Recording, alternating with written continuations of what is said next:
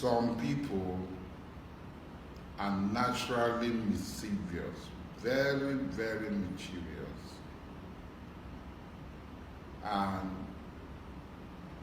whatever they want to do, they do it solely for their own interest. And one of such fellows is General Olusegun Obasanjo, former head of state, former president of this evil contraption called Nigeria. General Olusegun Obasanjo is a Yoruba man. And like most Yoruba families, he has Muslims in his family. I know that some of the sisters of Olusegun Obasanjo are Alajas. He has Muslim cousins, nephews, and nieces that I have met. And Olusegun Obasanjo knows that there is hardly any conflict arising from Muslim against Christians or people of other faiths in Yoruba land. I remember my personal encounters with General Olusegun Obasanjo. General Olusegun Obasanjo and myself have had very personal encounter. He has tried as much as possible to bribe me. He offered me everything under the sun. He offered me oil well. He offered me position in NDDC. He offered me even elected position. There are witnesses who are alive. General Obasanjo instructed the former GMD of NNPC, Engineer Kupolokun, to give me everything I wanted. Even when I had problem with General Olusegun Obasanjo, Kupolokun still continued to assist me even when I was in prison, believing that by so doing, I will turn around and become a friend of General Olusegun Obasanjo. I have no problem with General Olusegun Obasanjo, other than that I stand for the liberation of my people. I stand for their freedom. And his offers were nothing because he take a boat, he take a sober. You didn't come with anything into this world, you are not going to live with anything. But that's not the issue I'm talking about today. That's not the issue I'm going to talk about today. I'm going to talk about General Olusegun Obasanjo coming to say that some people want to Islamize Nigeria. What is the meaning of Islamization of Nigeria? I don't really understand. This year, September 17, will make me 31 years as a Muslim out of my 55 years of existence on the surface of this earth. There was a particular encounter I had with General Olusegun Obasanjo. He asked me, how come you're a Muslim? And I told him, before I became a Muslim, I was a Sunday school teacher in Baptist Church. I was president of Student Christian Movement, SCM, at the Baptist High School. I was president of Baptist Student Fellowship. I was also a strong member of Deeper Life. In fact, I was baptized by Reverend Stephen Akionla of Deeper Life in 1981. I became a Muslim 17th of September 1988 at the Bokobiri Mosque in Calabar. And when I told General Olusegun Obasanjo about this, he said, then you have missed your way. How can you be a Baptist, a Christian, and become a Muslim? And I told him, sir, you are the one who have missed your way. He said one day we will take time so that we'll discuss this religious issue and I will show you. And I said, anytime, sir. We never had the opportunity to discuss that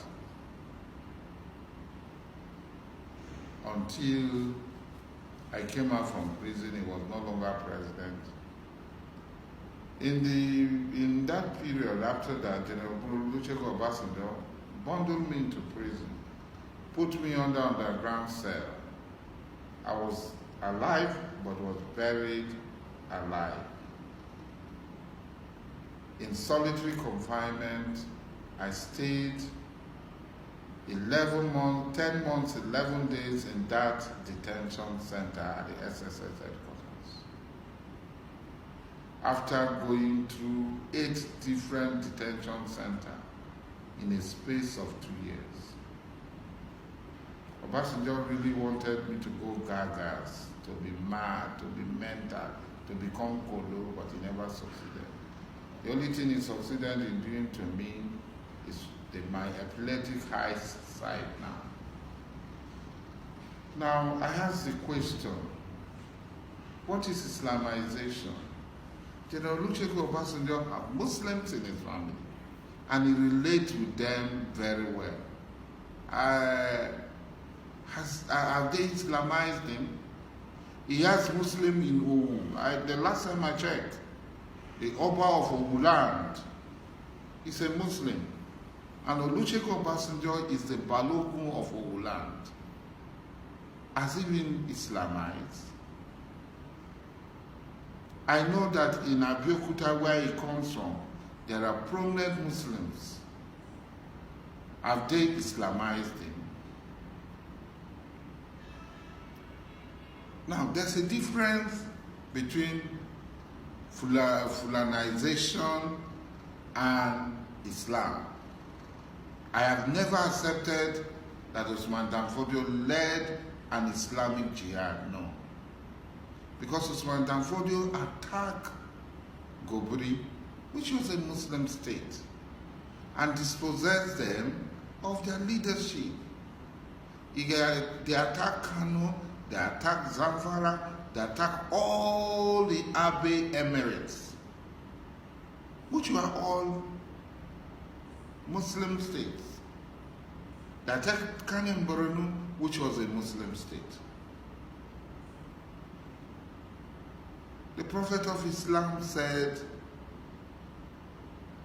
once a person says La ilaha illallah, his blood becomes sacred to you. And there was an incident where somebody would say La ilaha illallah, kill somebody. And when they want to kill him, when he's in a disadvantaged position, he will say La ilaha illallah again like that. And finally, the Sahabas killed him. And the Prophet ﷺ, when he had said, why will you kill a man who had said La ilaha illallah? And they said, but he always pretending he's not a Muslim. He said, did you open his heart to see whether he was a Muslim or not? That's what they said, the Prophet ﷺ said. Yet people are glorifying a man who came, slaughtered his fellow Muslims, claiming that the Islam was not pure. He has come to clean their Islam, when he himself was neck deep in Bid'ah. And the Bid'ah is still very much evident in Sakota. Go to his grave. What is going on is idol worship, shirk. Go to Usman Danfodio grave side. What is happening there is shirk, idol worship. Yet this man slaughtered thousands and thousands and thousands of Muslims in the name of a jihad. It was not a jihad of Allah subhanahu wa ta'ala. It was not a jihad fi sabilillah, in the cause of Allah, for the sake of Allah. It was a jihad fi sabili Uthman Danfodio and his descendants. So, if Usman Danfodio jihad was not Islamic, because even in Ilorin, the leader of the Yoruba Muslim, Sabaroku or something, was killed. He said, la, he's the leader of the Yoruba Muslim. They deposed him, they killed him. They supplanted the Yoruba rulership and established a Fulani rulership. So how will a Yoruba man, whose society is an example of religious harmony, come to talk of Islamization? As an Ijaw man, I preach Islam to those around me. If they say they are not accepting the Islam I'm preaching, lakum dinikum waliyadi. Lakum dinikum waliyadi. To you is your faith, and to me is my faith. On the day of judgment, we are going to face Allah. My wife, Caroline Dokubo Asari, the head of my house, she's a Christian. She's a member of Mountain of Fire. We joke, we play. I desire so much that she becomes a Muslim. But Islam says, La ikra fi din. There is no compulsion in religion. I am not supposed to force her. I am not permitted to force her. I am not allowed to force her to become a Muslim. If I cannot Islamize my wife, if I cannot force my wife to become a Muslim, how am I going to Islamize everybody in my family? My siblings are all Christians. My father is late, my mother is late. My siblings, Dr. Dokubo Melfort, Dokubo Gooded, is a Christian, is a pastor. Honorable Boma Gooded, she's a Christian. Biteboku God, she's a Christian. Ibie Gooded is a Christian. Sokipri Gooded is a Christian. Sotoyen Gooded is a Christian. Obubo Melfort Dokubo Gooded is a Christian. Lolia Melfort Dokubo Gooded is a Christian. And we have a very good relationship. My senior sister, Sister Bella Iriam, she's a Christian. I am Alamedi Abad, and most of the people around me are Christians, or those who professed other faiths. Muslims are very negligible in Ijaw land. So how are we going to Islamize them? Islamization, by preaching Islam, by doing dawah, which we are doing, telling the people, calling the people to the path of Islam, is our right, and nobody can take it from us. But I think General Olusegun Obasanjo is mischievous by saying that the bandits, the same way Usman Danfodio came to kill people, at the same way this bandit had come, they are killing more Muslims, Boko Haram, and the bandits, the so-called bandits are operating in Zamfara. They are killing the original Hausa people, the Baguzawas, the Muslims. They are slaughtering them. They are displacing them. There is ethnic cleansing going on right now. There is another Futajelon Gambari invasion. This is the second phase of it. They're in Zamfara, they're in Kebbi, they're in Sokoto, they're in Katsina. And Boko Haram is operating in the Kanem Baranu area.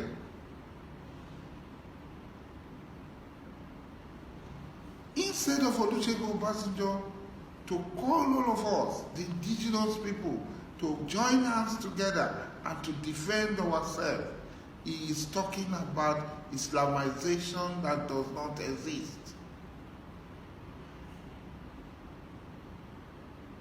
It's been mischievous. Nobody had fought Islam and had succeeded. Ask them questions. A lot of people have risen against Islam and they have failed woefully. If there are people who have been abusing, who have been causing religious strife, it is those who are not Muslim. Every day they abuse. Every day they abuse. They say unprintable things, unspeakable things about the person of the Prophet Muhammad sallallahu alaihi wasallam. That the Prophet married a 9-year-old girl. My grandmother, Princess Okukoba, Wilkins in Dokubo, Neaton Princely, married before she was 13 years. She married a Christian. Inian Wodo said his mother married before she was 13 years. The president of Obanese Indigo. She did not marry a Muslim. So is my grandfather a Peter Fight? My grandfather himself was not that old. He should be around 16, 17 when he married my grandmother. Or around 20 bracket when he married my grandmother. After his primary education. As a teacher. Is Nyanwodo's father also a Peter Fight because he married? And today we are hearing people are marrying in Christian area. People are marrying 12 years, 13 years. It is cautious of different areas. In my place, where I come from in Calabar, when a child is delivered, somebody comes to put a bead in her hand. This girl, I have married her, and continue to take care of her until she reach a certain age when her parents will take her to his house. Most times, these people that are doing this, they are children of chiefs, the prominent people in the society. Marriages are done to cement relationship between two great families, and they start from childbirth. You know, Obasanjo, stop being mischievous. These people are not Muslims. Even if they are not Muslim, they are not good Muslims. They have no stomach for Islam. I talk less of Islamization. I would desire that you become a Muslim. Because Allah subhanahu wa ta'ala says, whoever brings a religion other than Islam, on the day of judgment, it will not be acceptable of him. Stop this mischief. Open your heart to God, and you have salvation.